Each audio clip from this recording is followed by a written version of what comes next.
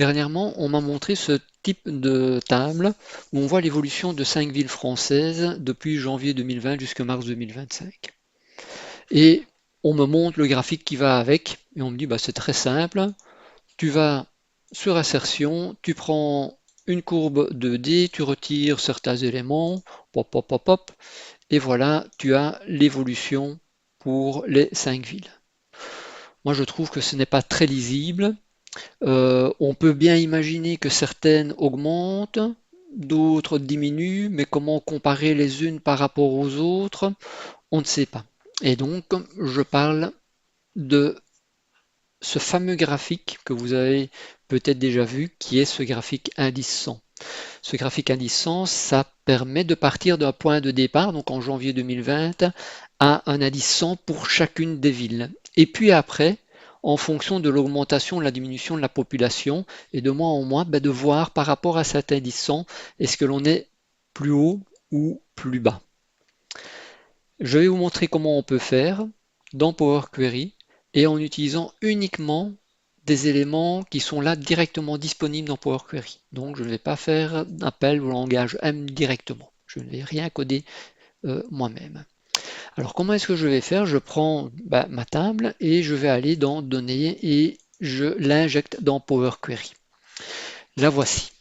Alors la première chose, je vais un peu indiquer ici à Power Query que ma première colonne période, il s'agit d'une date, et que mes colonnes avec les villes, eh bien, ce sont des nombres entiers.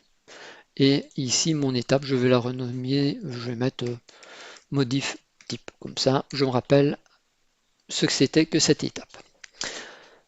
Ensuite, qu'est-ce que je dois faire? En fait, ce qui est important, c'est de trouver cette partie, cet élément de départ qui est janvier 2020, donc l'élément le plus ancien. Alors comment est-ce que je peux faire? Et vous allez voir pourquoi je vais le faire d'une certaine manière, parce que ça sera beaucoup plus facile. Alors la première chose que je fais, je vais ici, j'ai déjà les colonnes qui sont sélectionnées avec mes différentes villes, je vais dépivoter ces colonnes. Et de cette manière, j'ai une belle table avec ma période en première colonne, mes villes en deuxième et la population en troisième. Donc j'ai bien d'abord janvier, puis février, mars, avril, etc., etc. Donc ça, c'est mon étape des pivotes. Alors, ce qui est important, c'est de trouver la plus ancienne date. Donc ce que je peux faire, c'est aller ici sur le petit filtre et de dire, voilà, je veux un filtre chronologique et je veux avoir la période qui est la plus ancienne. Et donc là, je me retrouve avec les éléments les plus anciens. Donc pour Aix, Aix-les-Bains, Montreuil, Joué-les-Tours, Boulogne-sur-Mer et Nouméa. Ça va être ma donnée de base. C'est là que je vais pouvoir calculer le fameux indice 100 de départ. Alors, je ne vais pas l'appeler ça liste filtrée, je vais mettre la référence. Je vais appeler ça référence 100. Alors, comment est-ce que je vais faire? En fait, il faudrait que je puisse, à partir de cette étape des pivotes où je vois toutes les données, utiliser ma référence 100 et les lier tous les deux ensemble. Alors comment est-ce que je peux faire? C'est assez simple, hein, je vais dans Accueil et je peux faire fusionner des requêtes. Ah oui, je peux faire une fusion de ma table avec ma table.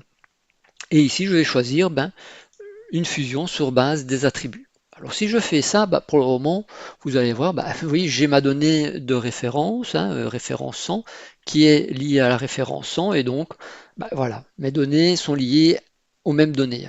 Ce qui n'est pas ce que je veux. Évidemment, je veux partir sur ceci. C'est ici que je dois avoir ma référence 100.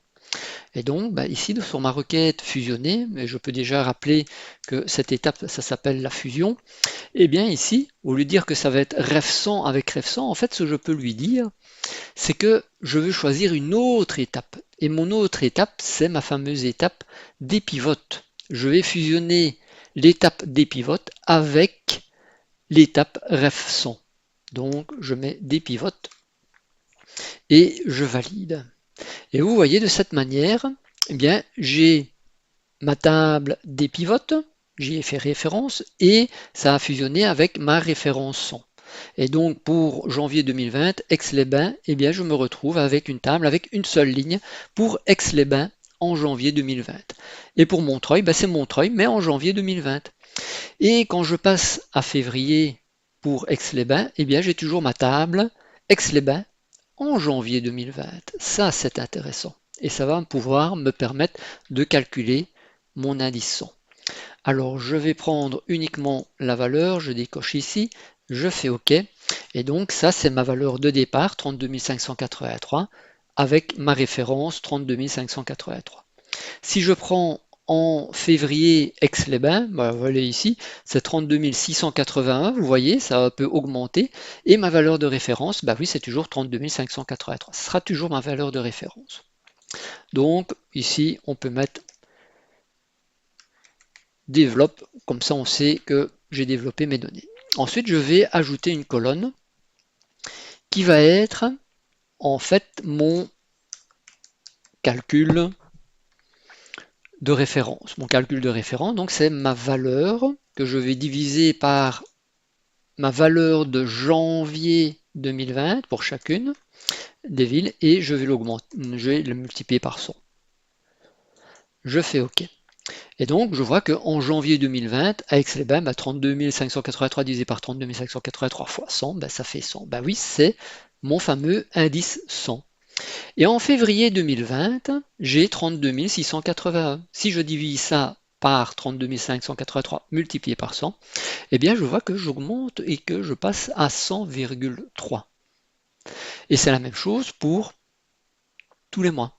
Donc, par exemple, ici, mars 2020, Aix-les-Bains, 32 725, eh bien, on est passé à 100,43. Donc, ici, j'ai mon calcul de référence. Je n'ai plus besoin ici de ces colonnes-ci. Je supprime mes colonnes. Donc, je vais mettre col, comme ça je sais que j'ai supprimé mes colonnes. Et puis après, je dois à nouveau pivoter mes données. N'oubliez pas, c'était mes données en colonne que je devais avoir, les villes. Donc je vais aller sur transformer et ici je vais faire pivoter la colonne attribut. Et dans la colonne valeur, qu'est-ce que je vais avoir? Je ne vais pas avoir la période évidemment, je vais avoir le calcul. Je fais OK et de cette manière je me retrouve avec ce qu'on avait tout à l'heure. Donc période janvier 2020, ma période indice 100 pour toutes les villes. Et puis, je vois mon évolution pour chacune des villes. On voit déjà ici que jouer les tours, en février 2020, eh bien, on était déjà à 99,32. Alors, qu'est-ce que je fais maintenant? Je retourne sur Fichier, je fais Fermer, je fais Charger, et je vais avoir une nouvelle table avec mon indice 100. À partir de là, je peux aller sur mon insertion, je peux effectivement choisir un graphique courbe, je vais retirer ici, comme ça va me permettre de gagner un tout petit peu de place. Je reviens ici, je vais un peu changer cette forme d'axe puisque on sait que ça va plus ou moins de 80 à 120. Voilà, je retire ceci. Et voilà le graphique d'évolution, ce qui me permet, sur base de ce graphique à indice 100, de voir pour chacune des villes comment la population, ou en tout cas le nombre d'habitants, a évolué de janvier 2020 jusqu'à mars 2025. Et effectivement, de cette manière, on voit qu'effectivement, Montreuil a connu une forte augmentation de près de 15% et que celle qui a connu en fait le plus de décroissance, c'est Jouer les Tours avec presque moins 15%. Ces données sont beaucoup plus visuelles que ce que l'on avait tout à l'heure. Aucune comparaison entre les deux graphiques. Je peux vous laisser et je vous laisserai faire évidemment d'autres aménagements sur ce graphique, mais au moins vous avez la base pour réaliser avec Power Query et juste quelques étapes un beau graphique avec un indice 100 pour bien comparer toutes les données d'un même point de départ jusqu'à l'arrivée. J'espère que vous aurez appris quelque chose et à la prochaine.